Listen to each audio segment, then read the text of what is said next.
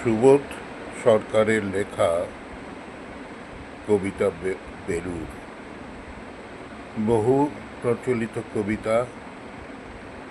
কবিতাটির নামের মধ্যেই রয়েছে এর যথার্থ। আমি কবিতাটি আবৃত্তি করার চেষ্টা করছি।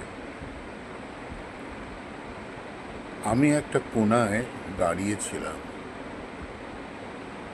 দুটি ছেলে গেরুয়া বসন পরে মন্দিরের সিঁড়ি দিয়ে উপরে উঠতে উঠতে সিঁড়ি উঠছিল।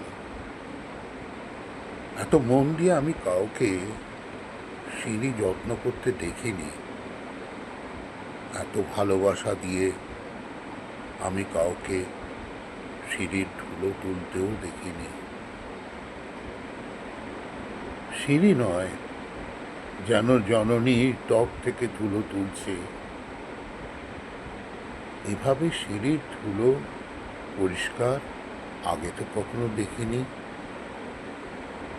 স্মিতপ্রজ্ঞ মহারাজকে জিজ্ঞেস করলাম, ছেলে দুটি কে? মহারাজ হেঁকে বললেন, একজন নিউক্লিয়ার ফিজিসিস্ট আর একজন IBM এর 6 লাখ টাকার চাকরিটা ছেড়ে এসছে।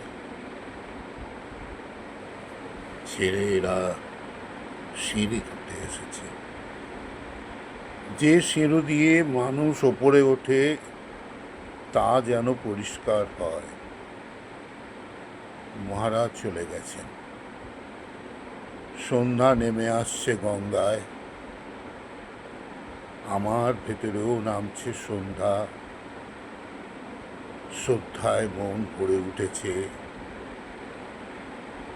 সারা পৃথিবীতে এত সিঁড়ি, সিঁড়িতে সিঁড়িতে এত দাগ, এত ধুলো, এত অপমান। আরতি শুরুর আগে মনে হলো, যে সিঁড়ি মুছতে পারে না সে কোনোদিন মানুষের চোখের জল মুছতে পারবে না। নমস্কার।